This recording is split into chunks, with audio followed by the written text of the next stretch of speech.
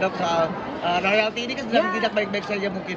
Sebenarnya memang nggak pernah baik dari dulu, gitu. Cuma ya itu ada semacam pembiaran ya, pembiaran sih, pembiaran yang dibungkus dengan semangat seolah-olah memihak kepada kesejahteraan musisi, pencipta lagu ataupun yang perform. Gitu. Tapi pada dasarnya kita ngelihat pembiaran. Sistem yang dipakai oleh LMK untuk mengutip nggak jelas, mereka nggak bisa nunjukin angka yang benar gitu, dasarnya apa, ngebaginya gimana. Nah itu saya rasa yang bikin orang ya beberapa bulan terakhir jengah kan akhirnya, dan akhirnya berdampak kepada publik juga gitu. Tapi ya alhamdulillah kita ngelihat DPR udah bersuara, udah ada itikat jelas arahnya mau kemana, dan setahu saya udah dibentuk juga tim perumus yang melibatkan musisi, pencipta lagu dan lain-lain untuk ngerumusin bagaimana seharusnya royalti ini dikerjakan. Kalau kalian menyimak apa yang Mas Indra Lesmana sempat posting beberapa hari lalu, saya rasa itu bisa jadi acuan baik gitu. Gimana zaman sekarang dengan teknologi harusnya semua proses itu bisa didigitalisasi. Tadi ini Tapi dari- ada pengalaman pribadi tentang terkait royalti atau gitu ya, Dok? Ya, saya rasa belajarnya dari kasusnya Ari Lasso itu terjadi sama semua orang kok. Gimana dia di panggungnya dia nyanyi, dia bayar kutipannya juga, tapi yang dia terima ya lihat aja angkanya gitu. Itu terjadi sama semua orang kok. dari dulu diusahakan dari Mas sama dengan almarhum Ben Fetty juga ya untuk Iya ya, dulu saya ingat banget sama Glenn tuh kita sampai terbang berdua ke Singapura untuk ketemu salah satu petinggi yang ngurusin urusan royalti waktu itu. Ya sama, kita pulang dengan cerita yang gitu-gitu aja, nggak ada perubahan gitu. Izin dok, mengingat dengan Bung Glenn waktu itu kami sempat berdiskusi di Bandung waktu itu untuk merumusan. Ya sebenarnya kan ya ujung-ujungnya kan masalah kesejahteraan ya. Bagaimana musik itu harusnya menjadi komoditas yang bisa dijadikan sebagai harta. Ya lukisannya bisa dijual, bisa berbicara, menghidupi dia gitu. Musisi ya lagunya gitu.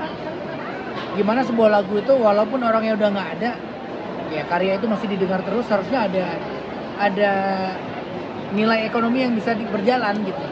Nah itu kan belum ada apa namanya ya, cara ngukur, ngutip dan ngebagi yang proper gitu sampai sekarang. Berarti ada satu hal yang melenceng lah dari cita-cita awal yang dibentuknya. Ya, ya. Entah itu dari secara profesional dari lembaganya ataupun Nah, dari kita nggak tujuannya ya. Sekali lagi kita tidak dalam posisi untuk menyalahin siapapun ya. Oke.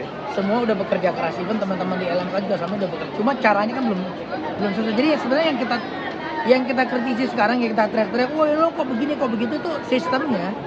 Kita nggak peduli sama orangnya. Ya, saya dan teman-teman lain itu nggak peduli. We have no personal issue. Terus pada saat kita ngobrol begini ada yang tersinggung, yang masalah itu dia orangnya itulah.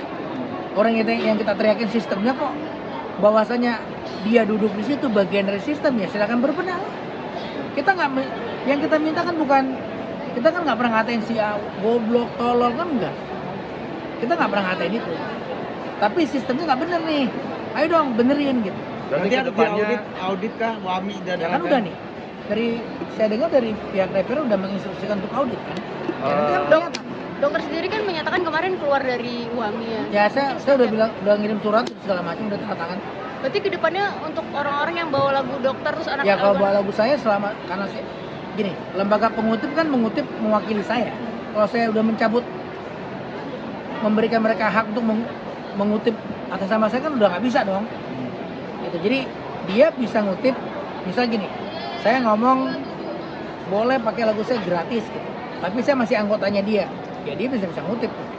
Tapi kalau saya udah kabur, saya udah cabut dari situ, saya tidak memperbolehkan dia ngutip atas nama saya. Ya kalau dia ngutip kan itu namanya penipuan. Nah, apakah salah satu alasan keluar dari WAMI gitu karena mungkin ide-ide dokter yang dituangkan di organisasi Saya tersebut keluar, nggak dijalani atau gimana? Gini, saya setuju dengan konsep royalti itu harus berjalan dengan benar. Tapi dengan prinsip satu, tidak memberatkan yang membayar. Prinsip pertama. Yang kedua, prinsip yang harus dijunjung tinggi adalah sesuai dengan apa adanya realita lapangan. Misalnya gini, lagu saya diputar cuma 3 kali setahun, ya udah bayarnya 3 kali aja gitu, jangan nggak diputar pun terima. Jadi sekarang tuh ada begitu-begitunya tuh, nggak jelas keputarnya berapa kali tapi tetap terima. Kalau mau nolong bikin yayasan, bukan bikin lembaga pengutip gitu. Jadi bedain yayasan tolong menolong dengan yayasan pengutip, dengan lembaga pengutip. Lembaga pengutip ya harusnya bekerja dengan apa adanya. Kalau emang diputar 1 juta kali ya dia dapatnya 1 juta kan, 1 juta porsi. Berarti kurangnya adanya transparansi ya lah, ibaratnya antara LMK dan WAMI Ya, terhadap pencipta dan saya rasa itulah yang terjadi. Itulah yang kita kritik. Sekali lagi ya, kita tidak teriak-teriak untuk orang-orangnya, karena orang-orang situ juga udah bekerja keras mungkin ya, tapi sistemnya belum beres. Ya sistemnya yang harus kita bongkar. Tapi pas Ariel ngomong di DPR kalau misalnya penyanyi itu nggak harus bayar tapi biarkan Selama ini memang begitu Pak, yang bayar itu kan penyelenggara. Berarti kan Tapi yang kalau diperlu- penyelenggara terlalu terbebankan dengan hitungan yang nggak jelas, akhirnya orang jadi mau bikin acara nggak? Nah, yang penting hitungannya jelas. Misalnya nih, malam ini saya tadi ngebawain lagu 1, 2, 3. Nah, 3 lagu itu punya orang, itu harus kita akan bayar. Ya udah bayar.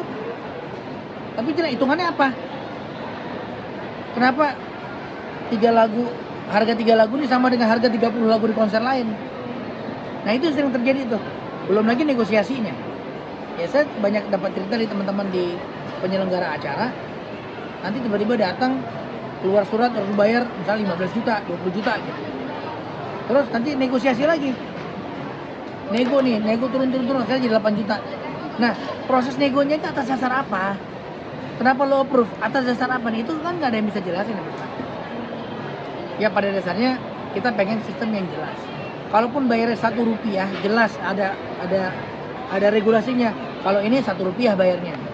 Kalau begini 5 rupiah bayar, kan jelas kan? Ya, berarti itu Bisa dibantu dengan lewat digitalisasi Betul, harusnya kan dengan gitu ya. masa udah era orang, Anda tuh bisa ngecek lagu Anda tuh diputar berapa kali di Spotify, YouTube. Masa ini kagak bisa? Harusnya bisa dong. Kalau sekarang sejauh ini tuh seperti apa sih? Maksudnya kan banyak musik Nah, cafe tanya sama mereka. gitu. Kan itu yang saya teriakin, saya juga nggak tahu. Tanya sama mereka yang menamakan dirinya LMK. Tanya sama mereka, loh kok nih atas dasar apa? Pernah nggak kalian nyamperin mereka tanya? Pasti mereka nggak jawab.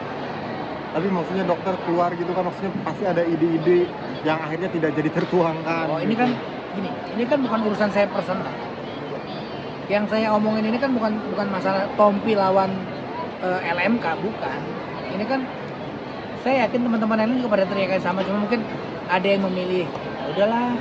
Kan ada karakter yang begitu, ada yang memilih diam, ada yang memilih berisik. Saya daripada teriak-teriak males, nggak ada untungnya. Yang penting keluar aja. Jadi artinya dalam tubuh LMK ini juga Nanti kalau terpisah, LMK-nya ada udah 2 kubu beres, gitu, ada kubu-kubuan gitu. Nggak tahu saya, itu tanya sama mereka. Tapi intinya kalau LMK-nya udah beres, sistemnya udah rapi, udah masuk akal, ya saya akan masuk lagi. Dok, tapi dengan adanya perancangan undang-undang ini harapan dokter sendiri gimana? Ya harapannya sistem yang beres, sistem yang manusiawi, beres, perhitungannya jelas. Kan fair dong kalau misalnya gini ya, lo bikin acara, lo nyari duit dari penampil itu, lo dapat sekian persennya adalah jatah si yang punya lagu, pantas dong. Gitu. Tapi ya itu hitungannya harus jelas. Apa nih dasarnya? Kita sepakatin dulu nih cara ngitung yang benar. Nah baca deh. Saya rasa ada beberapa ide yang disampaikan Mas Indra di postingan Instagram itu menarik banget. Indra Semana, lihat. tapi ini ngebuat para Itu juga rada aneh sih. Kenapa penonton pada keberatan? Sebenarnya rada aneh karena harusnya yang bayar bukan penonton. Gitu. Yang bayar harusnya ya penyelenggara. Cuma kan memang ya namanya bisnis ya. Misalnya gini, restoran harus bayar per bulan nih. Nah restoran kan jadi nambah kos dong buat dia. Nah dia akan bebanin ke enggak, Pengungsi. pengunjung kan. Wah, pengunjung. Seolah-olah kan begitu kan jadinya. Nah makanya harusnya angkanya tuh nggak gede. Sebenarnya angka real tuh nggak gede. Berapa sih? Saya nggak tahu kesepakatannya ideanya seperti apa. Tapi yang harusnya tidak gede. Prinsipnya harusnya tidak memberatkan lah. berarti intinya segera diaudit. Misal ya, lo sebulan dengan lo puterin lagu itu, suasana jadi nyaman, orang jadi nongkrongnya betah segala macem, lo make money sampai MM-an, lo bayar cuma beberapa juta doang, masa berat sih? Nggak berat dong. Ya kalau lo dapetnya banyak, sebagian disisihkan. Nah itu yang kita mau duduk bareng nih. Yang saya tahu tim penyusun udah dibuat, udah ditunjuk, tinggal nanti disahkan oleh DPR. Nanti kalau udah tunjuk baru kan udah dikasih waktu 2 bulan nih buat ngeberesin. Jadi langkah untuk dikasih untuk audit gitu langkah tepat juga nggak sih? Biar ketahuan kurang lebihnya di mana. Oke? Terakhir harapannya mungkin untuk Harapan mulu tadi. Bagus pokoknya.